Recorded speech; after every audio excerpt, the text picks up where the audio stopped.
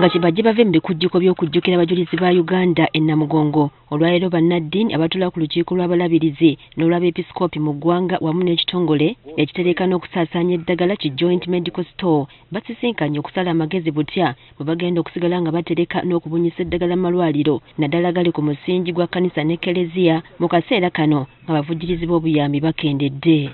Okusinziira kwakulira ekitongole ki Joint Medical Store Dr. Bildad Baguma eddagala eririwo naddala ku balwadde ba mukenenya lisuubirwa okuggwawo mu Gwomwenda omwaka guno kyokka nga ligula buwanana bwa nsimbi. It takes quite a lot of money, billions of shillings, to just provide antiretroviral drugs to the people living with HIV. Just for that component alone, we need in excess of $11 million every quarter, which means it translates into about more than $50 million a year, provided just for the private not-for-profit health facilities. Agamba nti ekigendererwa mu nsisinkano eno kwe kusaba bannaddiini bano okusala amagezi butya basobola okufuna ssente okubeezawo amalwaliro gaabwe n'ekitongole kino kyennyini ng'ekizimba tekinnasamba ddagala. Implication when that funding reduces is that then we must find alternative ways of funding those activities. And the government of Uganda probably will need to increase the funding that it provides, but also we have to look for other alternative ways of funding, while at the same time, as we're discussing here today, building efficiencies. Ono ssabalabirizi wa kkanisa ya Uganda Dr. Stephen Kazimba Mugalu wategeereza ng'akabaate bwe kabagwira edda nga ssaawa eno abantu abamu baatandika dda okwegulira eddagala. Tukosezza nnyo amalwaliro gaffe era ne kireetera abalwadde bangi okukosebwa nga tebakyasobola kufuna bujjanjabi. Waliwo abalwadde abalina okufuna empeke ate abalina akawuka kakati nga tufutandise okuwulira nga abamu batandise n'okuzigula.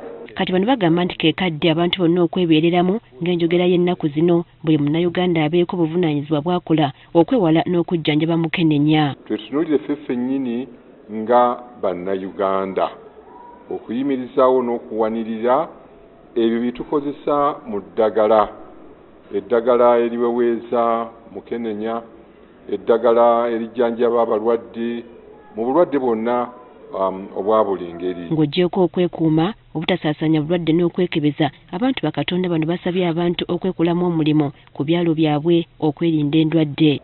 Health insurance oluusi zikolebwa waggulu eri kampani ennene, naye tulabyeko bannaffe abamu abakoze health insurance ku byalo.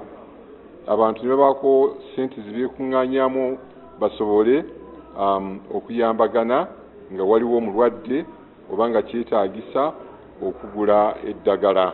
Kyokka tebalemye kwekokkola gavumenti n'abantu bonna abenyigira mu buli bw'enguzi tesinga bakumye omuze guno ebizibu ebisinga ng'ebyobujjanjabi biba bigonjoddwa.